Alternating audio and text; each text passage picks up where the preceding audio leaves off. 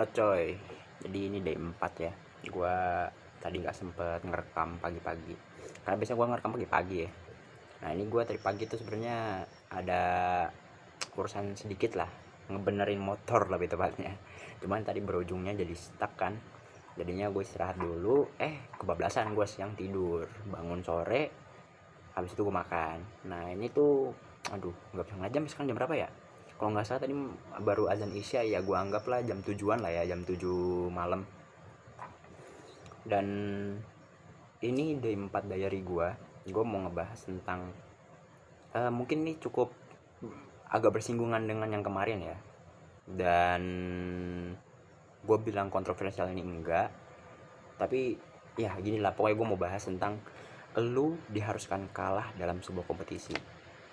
Nah, kenapa gue bilang begitu? Gue punya dasar, maksudnya bukan punya asumsi ya, asumsi kalau misalnya ketika lu menjalankan kompetisi, kompetisi itu tuh eh, bukan ngebiarin, tapi berusaha untuk menjatuhkan menjatuhkan lu. Karena dalam kompetisi tersebut lu akan berusaha untuk mengeluarkan semaksimal mungkin kan, kok apa potensial lu gitu. Lu mau memenangkan kompetisi tersebut dengan cara lu ya udah lu keluarin your best gitu kan. Namun di lain sisi, kalau misalnya kita lihat dalam cara pandang yang agak berbeda, mungkin dari orang ketiga atau dari cara pandang kompetisi itu tersebut itu sendiri. Kompetisi itu mencoba untuk menjatuhkan lu gimana caranya. Nah, bukan gimana cara gue nanya ya, tapi kayak mau gimana pun caranya lu harus jatuh gitu. Namun di situ lu mencoba untuk apa ya, surpass gitu kan, mau mencoba untuk melebihi, meningkatkan ya, pokoknya itulah, jauh, mencoba untuk melewati fase tersebut. Dan itu yang menjadi dasar asumsi gue kenapa dalam kompetisi itu lu harus kalah. Jadi gini, kalau misalnya lu menganggap diri lu sebagai pemenang, yang which is itu subjektif ya, karena ini berkaitan, pemenang itu berkaitan dengan sukses lah ya, maksudnya kayak orang yang menang itu biasanya sukses juga. Dalam kompetisi yang akan kita bahas di sini, yang akan gue bahas lebih tepatnya, itu generic. Maksudnya gue nggak bilang ini kompetisi kayak sebagai lomba aja, tapi kompetisi misalnya kayak kompetisi dalam hidup gitu kan. Gimana lu cara berlomba-lomba untuk mendapatkan kebaikan, sebagaimana bentuknya gue nggak tahu gitu, itu bentuknya gimana. Atau seperti yang misalnya kayak beberapa agama ucap, kalau misalnya hidup ini berlomba-lomba untuk untuk mendapatkan kebaikan. Dan kompetisi yang gue akan sebut yang dalam konteks gue bicarakan ini adalah ya generik. Jadi ini bisa diaplikasikan ke semua hal yang menurut lo itu sebuah kompetisi gitu. Kenapa gue bilang tadi kompetisi itu mencoba untuk menjatuhkan lu, gimana caranya pokoknya lo harus jatuh. Itu ya tadi, pertama, karena dalam kompetisi tersebut ya lu mau upaya semaksimal mungkin untuk membuktikan kalau misalnya lu ini sebagai pemenang. Namun ketika misal, oke lah, kita kita bawa ke konteks harian aja, hidup kehidupan sehari-hari. Lu ngeliat orang yang tampilannya mewah, maksudnya bukan tampilan ya, kayak misalnya kayak bajunya atau outfitnya mahal gitu, atau dari gadgetnya mungkin kita lihat, bisa lihat anjing iPhone 17 nih, atau enggak misal punya laptop gaming gitu kan. Dan yang lu lihat ini bukan anak-anak pastinya, karena kalau misalnya anak-anak ada kemungkinan dia dibeliin sama orang tuanya yang mungkin emang lontongnya pemenang gitu kan, kita nggak tahu. Lalu melihat bahwa orang tersebut itu sebagai pemenang, makanya kayak lu memandang dia tuh sebagai seorang pemenang gitu. Maka kalau misalnya kita telisik dalam cara pandang yang lain, maksudnya kayak itu kan tadi dari perspektif lu kan ya, lu melihat seorang, misalnya lu ngeliat gue sebagai pemenang deh, walaupun gue sebagai bukan pemenang ya, cuman misalnya lu nganggap gue pemenang nih. Ketika lu nganggap gue ini sebagai pemenang, maka lu juga sekaligus bukan mengamini, cuman mengiyakan kalau misalnya lu belum menjadi seorang pemenang, karena lu menganggap sebuah pemenang yang which is kalau misalnya kita apa ya kita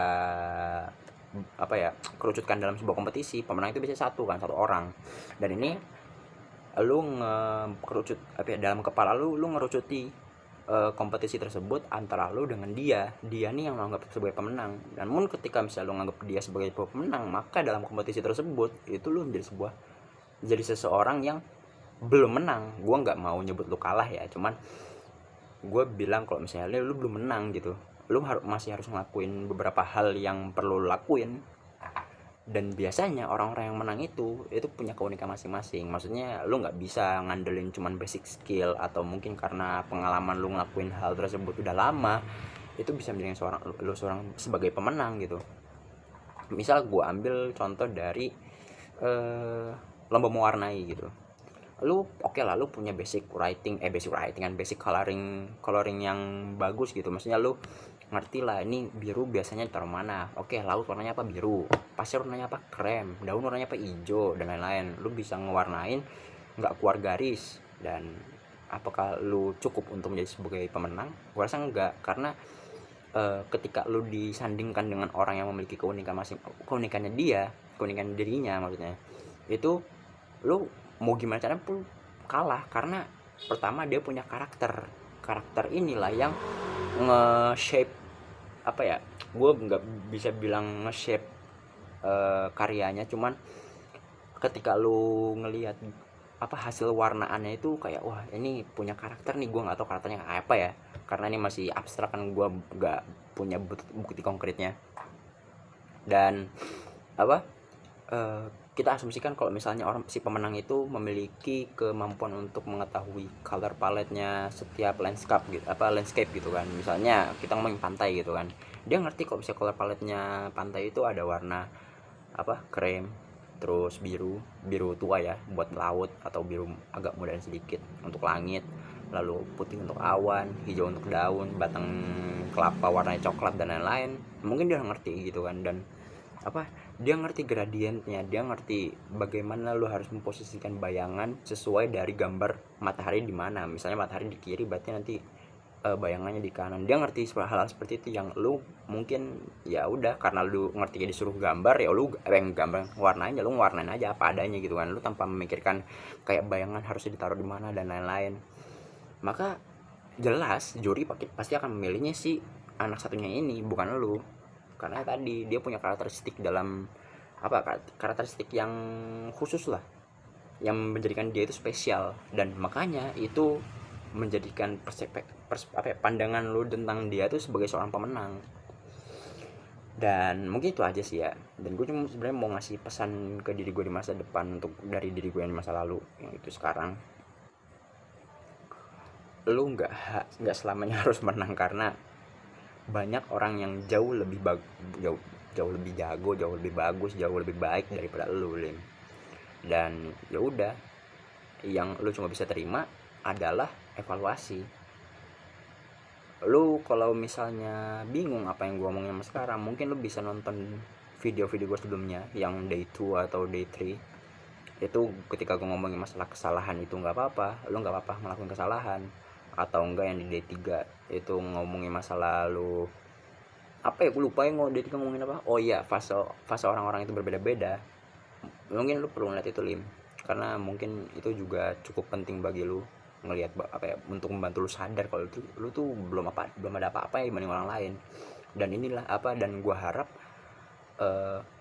aware-nya lu tentang lu belum sempurna ini menjadikan lu tetap hungry gitu, tetap lapar dengan tetap nggak puas pokoknya dengan hasil yang lu capai, dan lu craving for more gitu. Gue harap sih begitu untuk gue di masa depan. Mungkin gitu aja. Peace out. Terima kasih.